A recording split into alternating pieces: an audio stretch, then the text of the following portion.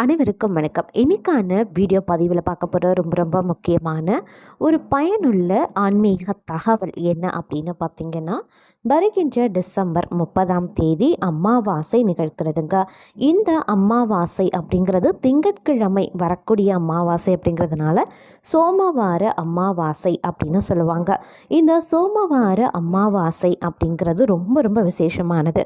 அதாவது அமாவாசை ஒவ்வொரு மாதத்தில் வரக்கூடிய அமாவாசைக்கும் ஒவ்வொரு கிழமைகளில் வரக்கூடிய அமாவாசைக்கும் ஒரு தனி சிறப்பும் தனி மகத்துவமும் இருக்கிறது அப்படின்னு சொல்லலாம்.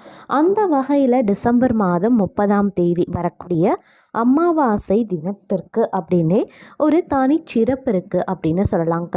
அந்த வகையில் இந்த அமாவாசையில் நாம் என்ன செய்யணும், என்ன செய்யக்கூடாது, பெண்கள் மறந்தும் செய்யக்கூடாத சில விஷயங்கள் என்னென்ன, அமாவாசை விரத வழிபாடு, அதாவது சோமவார அமாவாசை விரத வழிபாட்டை நாம் எவ்வாறு மேற்கொண்டோம் அப்படின்னா முழுமையான பலன்களை நம்மளால் அடைய முடியும் அப்படிங்கிற மாதிரியான பல முக்கிய பயனுள்ள தகவலை நீங்கள் தெரிஞ்சுக்க வீடியோவை ஸ்கிப் பண்ணாமல் கடைசி வரைக்கும் பாருங்க. இந்த பதிவு உங்களுக்கு மிக பயனுள்ள விகிதத்தில் இருக்கும். வீடியோக்குள்ளே போகிறதுக்கு முன்னாடி இது வரைக்கும் நீங்கள் நம்ம சேனலை சப்ஸ்கிரைப் பண்ணலைன்னா உடனே சப்ஸ்கிரைப் பண்ணிக்கோங்க. அப்படியே பக்கத்தில் இருக்கக்கூடிய நோட்டிஃபிகேஷனுக்கான பெல் பட்டனையும் ப்ரெஸ் பண்ணிக்கோங்க. சரி நேயர்களே, வாங்க வீடியோக்குள்ளே போகலாம். அமாவாசை அப்படின்னு சொன்னாலே முன்னோர் வழிபாடுகளுக்கும் தெய்வ வழிபாடுகளுக்கும் அதிக பலன் தரக்கூடிய ஒரு நாள் அப்படின்னு சொல்லலாம். இந்த ஆண்டு, அதாவது 2024ஆவது வருடத்தினுடைய கடைசி அமாவாசையாக வருவது டிசம்பர் மாதம் 30ஆம் தேதி. இந்த அமாவாசை மார்கழி மாதத்தில் வருவதோடு மட்டும் இல்லாமல் திங்கட்கிழமை வருவது அப்படிங்கிறது கூடுதல் சிறப்புக்குரியது. இதனால் இதை நாம் சோமவார அமாவாசை அப்படின்னு சொல்கிறோங்க. திங்கட்கிழமைகளில் வரக்கூடிய அமாவாசையில் முன்னோர்களை நாம் வழிபட்டால் முன்னோர்களினுடைய சாபங்கள் தோஷங்கள் அனைத்துமே விலகும். அதே மாதிரி ஆடி அமாவாசைக்கும் மகாலய அமாவாசைக்கும் இடையில் வரக்கூடிய அமாவாசை அப்படிங்கிறதும் ஒரு தனி சிறப்புக்குரியது அப்படின்னு சொல்லலாம். ஒவ்வொரு மாத அமாவாசைக்கு அப்படின்னே ஒரு தனி சிறப்பு இருக்கும்போது மார்கழி மாதத்தில் வரக்கூடிய அமாவாசை அப்படின்றதுக்கும் ஒரு தனி மகத்துவம் இருக்கிறது. இந்த மார்கழி மாதத்தில் வரக்கூடிய அமாவாசையில் நாம் முன்னோர்களுக்கு தர்ப்பணம் அளித்து வழிபாடு செய்கிறதுடன் சில குறிப்பிட்ட விஷயங்களை செய்ய வேண்டும். இந்த நாளில் நாம் செய்யக்கூடிய காரியங்களின் பலன்கள் பல மடங்கு அதிகமாக பெருகும் அப்படிங்கிறது நம்பிக்கை. அமாவாசை அப்படிங்கிறது முன்னோர்களுக்கான நாள், பித்ருக்களை வழிபடுவதற்கான ஒரு அற்புதமான நாள். மாதந்தோறும் வருகிற அமாவாசையில் தர்ப்பணம் முதலான காரியங்கள் செய்து முன்னோர்களை ஆதாரித்து அவர்களை வணங்கினா நாமும் நம்மளுடைய சந்ததியினரும் வளமுடன் வாழ்வோம் அப்படிங்கிறது உறுதிங்க. முக்கியமாக பித்ரு சாபம் இல்லாமல் பெரும் மகிழ்ச்சியுடன் வாழலாம் அப்படின்னு சொல்லப்படுது. மாதந்தோறும் அமாவாசை திதி வந்தாலும் சில குறிப்பிட்ட மாதங்களில் வரக்கூடிய அமாவாசை அப்படின்றதுக்கு தனி மகத்துவம் இருக்கிறது அப்படின்னு சொல்லலாம். அதிலும் பொதுவாக தை அமாவாசை, ஆடி அமாவாசை, புரட்டாசி அமாவாசை, மகாலய அமாவாசை, அது மட்டும் இல்லாமல் மார்கழி மாதத்தில் வரக்கூடிய அமாவாசை அப்படின்னா மிக முக்கியமான அமாவாசைகளாக சொல்லுவாங்க. ஆனால் ஆவி அமாவாசைக்கு இணையான வழிபாட்டு பலனை தரக்கூடியது அப்படிங்கிறது தான் நாம் இப்போது பார்க்க போகிற மார்கழி மாத அமாவாசை அப்படின்னு சொல்லுவோம். இந்த மார்கழி மாதம் அப்படிங்கிறது பெருமாளுக்கு உரிய ஒரு மாதம் அப்படிங்கிறதுனால இந்த மாதத்தில் வரக்கூடிய அமாவாசை நாளன்று முன்னோர்களுக்கு ஆராதனை தர்ப்பணம் உள்ளிட்ட காரியங்கள் செய்தால் பித்ருக்களின் ஆசியை நாம் பெறலாம். அதே மாதிரி நீர்நிலைகளுக்கு சென்று தர்ப்பணம் செய்ய முடியாதவர்கள் வீட்டிலேயே எள்ளும் தர்ப்பணமும் இறைத்து வழிபடலாம்.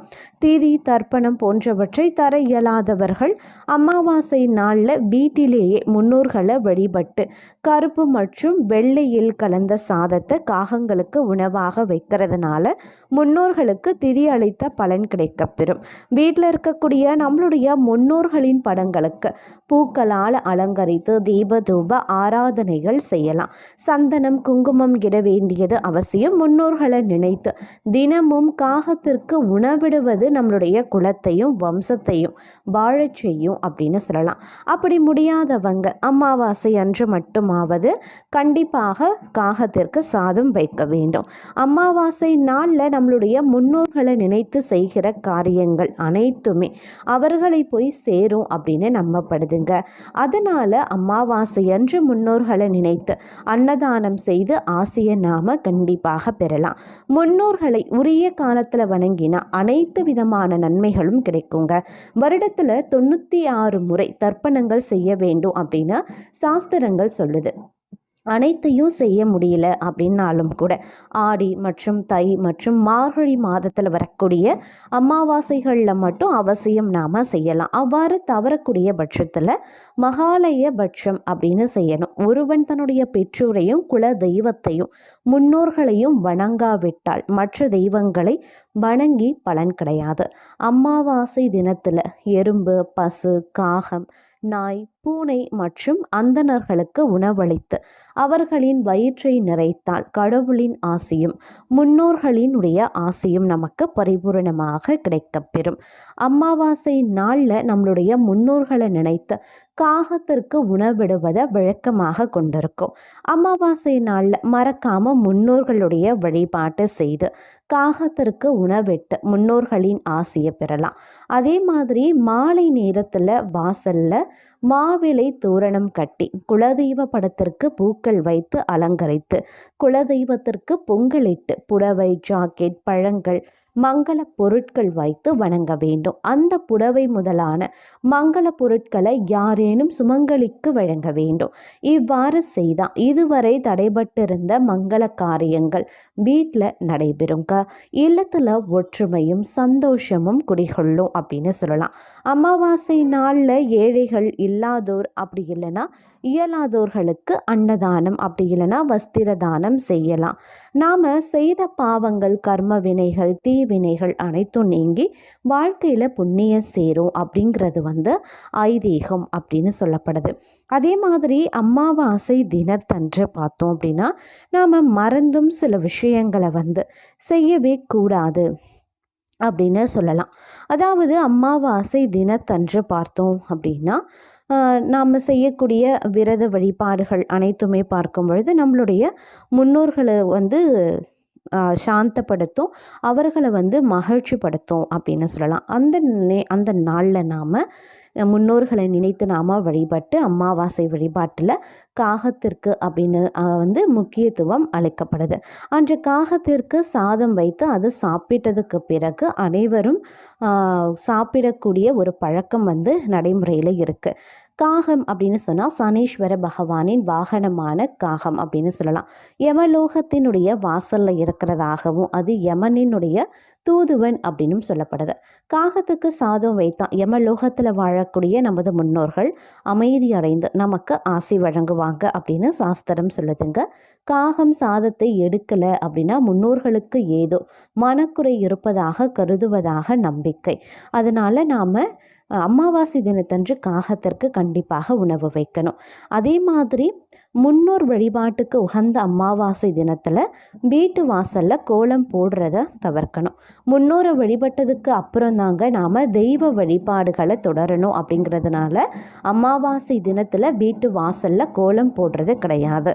கோலங்கள் அப்படிங்கிறது தெய்வ வழிபாட்டுக்கு உரியவை என்பதுடன் மகிழ்ச்சியின் வெளிப்பாடாகவும் இருக்கிறது.